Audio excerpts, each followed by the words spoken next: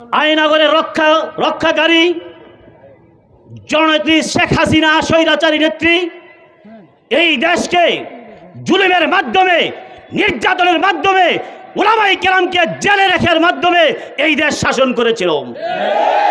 সংগ্রামী সাথী বন্ধুগণ, আজকে স্বৈরাচারের পতন হয়েছে।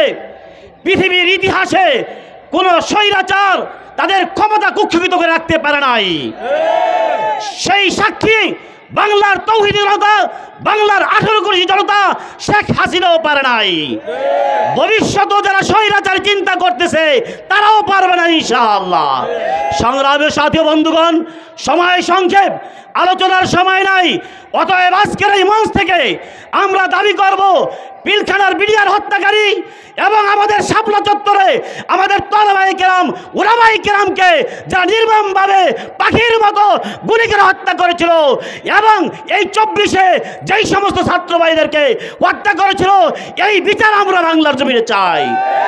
অতএব এখনই সময়, অন্তর্বর্তীকালীন সরকার, আপনাদের কাছে আমাদের দাবি এখনই বাস্তবায়ন করেন এবং গণহত্যার কারণে এই স্বৈরাচার শাসক এবং আওয়ামী লীগের নিবন্ধন এবং তাদের দলকে নিষিদ্ধ ঘোষণা করা হোক।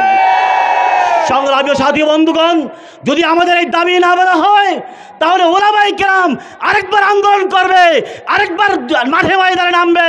অবশ্যই উলামায়ে কেরামের শাপলার রক্তের প্রতিশোধ ইনশাআল্লাহ দেওয়া হবে।